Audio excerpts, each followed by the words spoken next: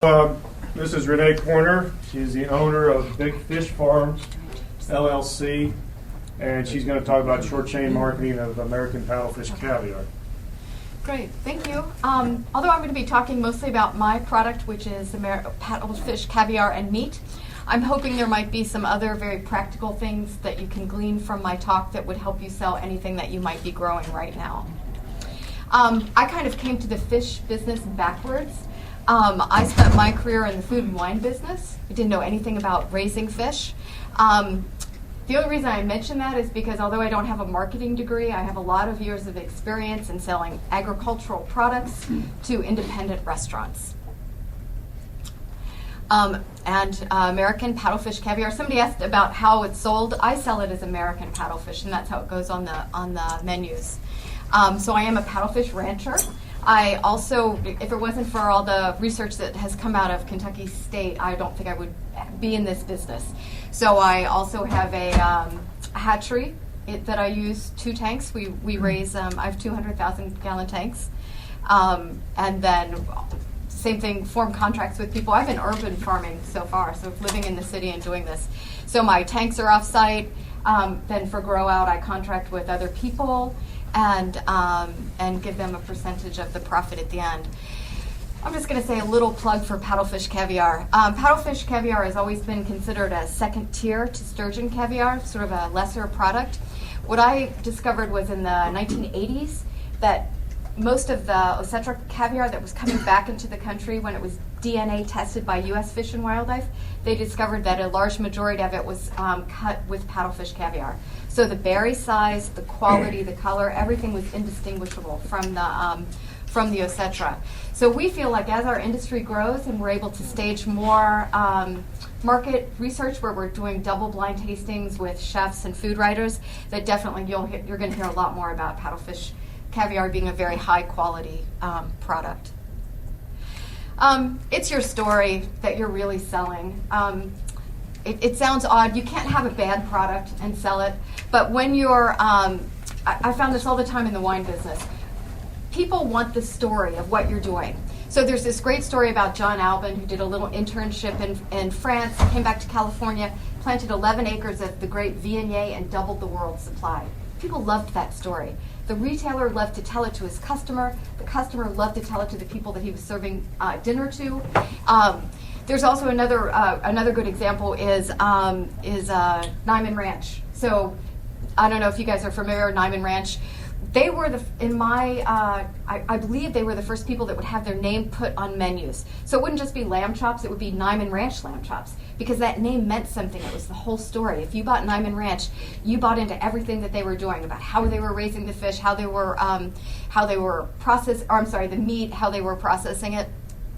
So I would say give some thought to what your story is when you go in to sell your product, because people are going to want to know what is that emotional connection that you're going to make with somebody that's going to make them feel really happy about talking about what you're doing. It's education, not self-promotion. I grew up in the Midwest. It's bad manners to talk about yourself too much, you know. You feel a little, even if you're really proud of what you're doing, you feel kind of bad talking about it. A very wise person said to me recently, just put on your teacher's hat. And that's how I try to go about it. It makes you feel like you're not bragging, or people want to know what you're doing. And if you give them that information as if you're educating them, it's a lot easier to talk about what you're doing. You're going to want to think about your product line. And I guess the most important thing I would say about that is every time you touch your food or do something to your food, it adds a layer of cost. There's a new skill set, but there's more profit. So, so that's meaningful at the end. And also, don't limit yourself on what you think your product line is as well. So for me, caviar, my main product, of course. In meat, because we have it, so we're going to sell it. We're not going to do anything with that. But just odd things, like people from the website, people would call me up and ask me about selling the paddlefish for the aquarium business. I never thought about doing that as part of my product line. And there was a lot of demand for it. So my goal is to sell enough aquarium fish to pay for my feed bill a year. So it was something I never really anticipated that I've been able to do. I would encourage, these are such simple questions. What are you going to sell? Who, what, where, when, and why? But it's one of those very simple questions that I think, or aspects that people don't consider. So I always say, pour yourself a glass of wine, sit down. Who do you want to sell to? My caviar customers are different than my fish customers, two different people. What am I selling? Fingerlings, meat, caviar. Where? You may not have international ambitions, but I do. But so depending on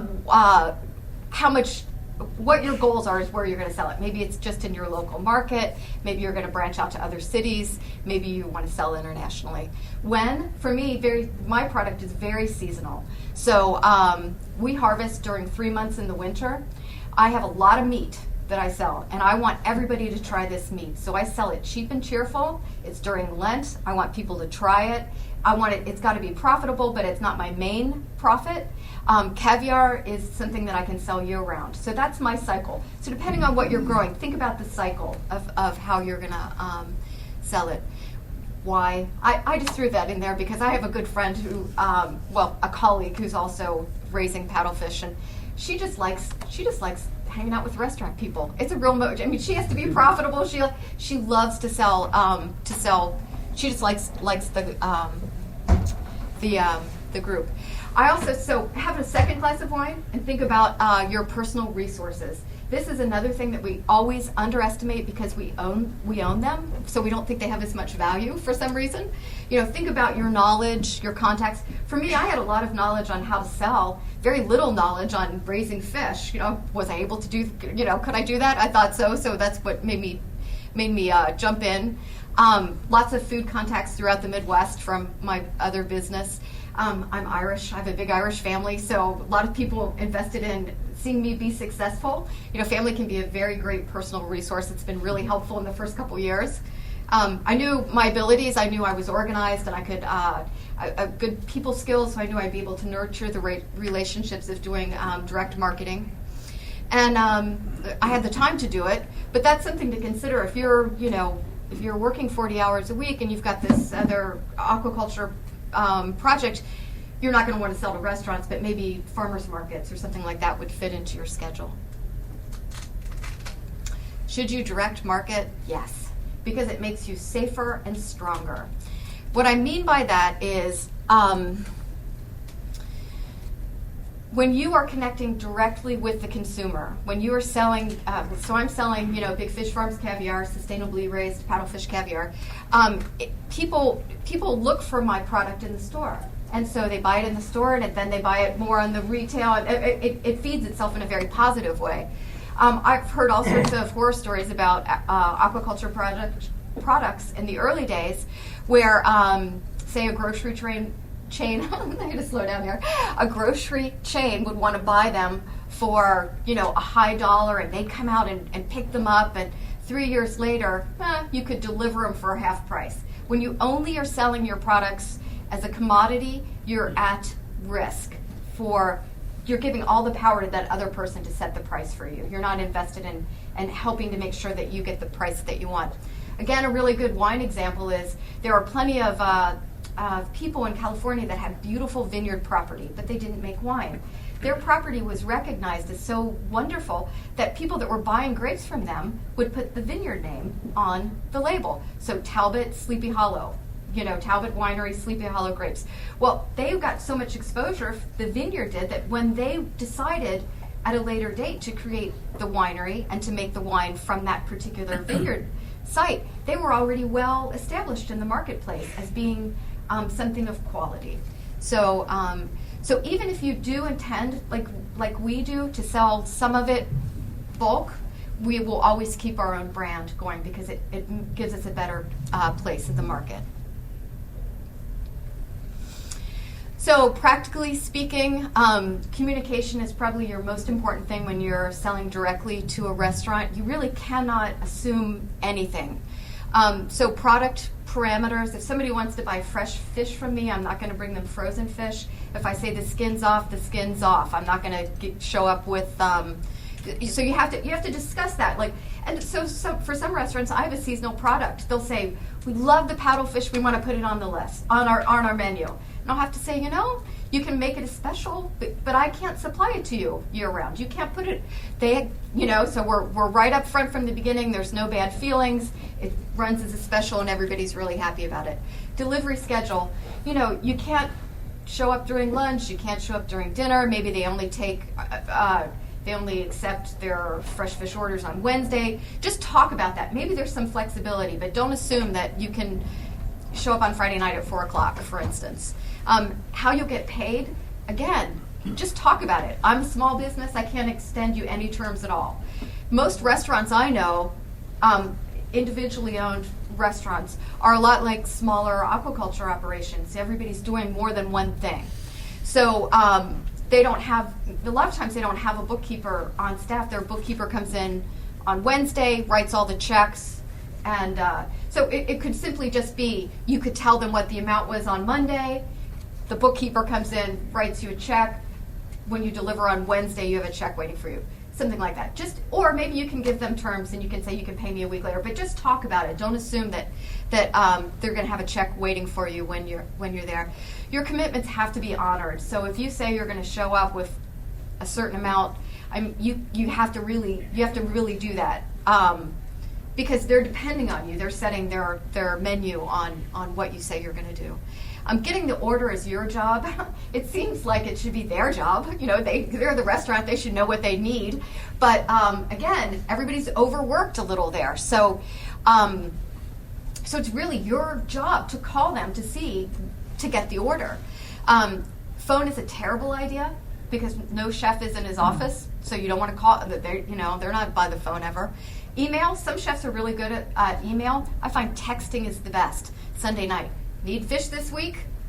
Oh yeah, okay, let's look, They send you a text. Yes, give me X amount. So I think text is the best. But it's really your job to be proactive, not to say, oh, I don't know, they ordered 50 pounds and then I never heard from them again. Part of that would be your mistake. Why it's better in a restaurant. Again, I'm going to use a wine example. When I worked for wine companies, every winery was happy with a retail sale, but what they really wanted was a restaurant wine list placement. And the reason why is because when you decide to go out to dinner, you've already made a mental commitment that you're going to spend some money and have a good time. So you're in the right place. Food and taste are emotional. That's why you say somebody's in a sour mood. Sometimes when they're in a bad mood, your mood affects how you taste and appreciate things. So you've got people that are in the right frame of mind to enjoy your product. Your products are perfectly prepared by people that are really good at what they do. So it's instead of selling fish to somebody that might go home and maybe they leave it in the refrigerator too long, it's not quite as fresh as it should be, maybe they undercook it, overcook it, then they say, oh, I don't really like paddlefish. But maybe it was perfect, they just didn't prepare it right. So you get the benefit of all their beautiful experience. And it's definitely not the place that you would want to sell, like whatever you didn't sell at the farmer's market, I'll take it to the restaurant. The restaurant should really get your first tier level of products. I always say beware of food fads. Anybody that's been alive for a couple decades knows that food goes through fads. Right now we have this fabulous opportunity in the food business. Never been a better time in the world for an individual farm to sell directly to a restaurant. Farm to table, buy local, everything.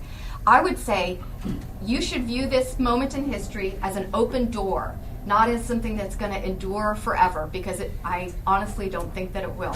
So use this moment to forge the relationships that you want directly with these people, with your restaurants, and then when the fad's over, it doesn't matter. You've got a well-established outlet for your products.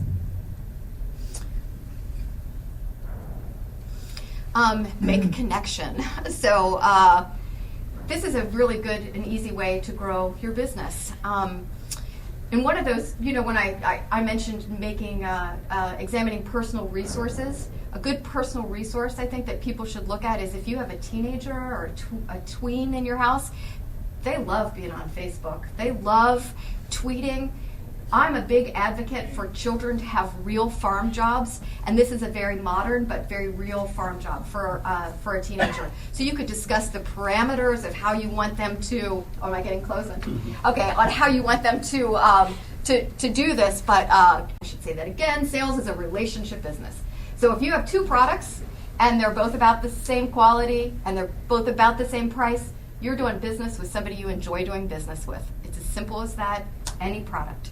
So taking care of those relationships is very important, and word of mouth is the best way to grow. When a restaurant recommends you to another restaurant, it's like a circle of friends. You know, you've got people that like you, and you're in that circle, and they introduce you to somebody that they're friends with, and so you guys have similar values. And it's the same way. Like if they recommend you, or if